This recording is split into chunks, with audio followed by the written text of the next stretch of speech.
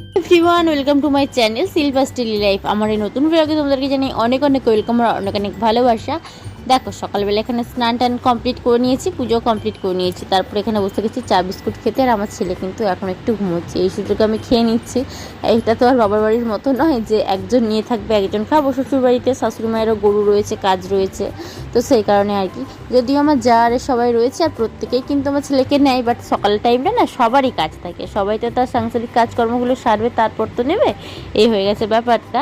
আর এইদিকে দেখো, আমি এখানে টিফিন করতে বসে গেছি। এখন আর ভালো মন্দ বানানোর সময় হয় না, চানাচুর মুড়িটাই খেয়ে নিলাম আমি, শুধু পেট ভরার মতো খাবার আর কি, যে ইচ্ছে খুশি যেটা ইচ্ছা বানাতে পারি না। আজকে এসেছিলো আমার ভাই দুপুরে, তো দেখো এখানে রান্না করেছি আমি, মাংস করেছিলাম, আলু ভাজা করেছিলাম আর বেগুন ভাজা করেছিলাম, সেই দিয়ে ভাত খেয়ে নিলাম। সন্ধ্যাবেলা এই যে এখানে চা বিস্কুট নিয়ে বসে গেছি। আর এই সন্ধ্যের টাইমটা না আমার ছেলেটা আমার কাজ ছাড়া হতেই চায় না, যেন আমার কোলেই থাকবে সব সময়, এরকম একটা ব্যাপার। সারাদিনটাও ভালোভাবে কাটালেও আর সকাল টাইমটা না ভীষণই ফ্রেশ থাকে, বাট সন্ধ্যের পরে ও একটু ঘ্যান ঘ্যান করে, তো কী আর করা যাবে, ওকে নিয়ে কাজটা একটু আধটু করতে হবে।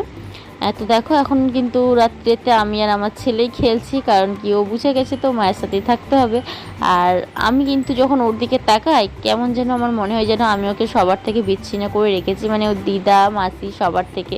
বাট এটাই তো নিয়ম যে মামার বাড়িতে ছেলেরা কমই যায়, আর শ্বশুর বাড়িতে মানে ওর নিজের বাড়িতেই ও বেশি দিন থাকবে, আর মামার বাড়িতে মাসির বাড়িতে বলে ঘুরতে যাবে। তো এটাই তো হয়ে আসছে, আস্তে আস্তে ও অ্যাডজাস্ট করে নিতে পারবে। তো চলো, কী আর করার, আমিও মানিয়ে নিচ্ছি, বাট মাঝে মাঝে ওর মুখের দিকে তাকিয়েই আমার কান্না লেগে যাচ্ছে।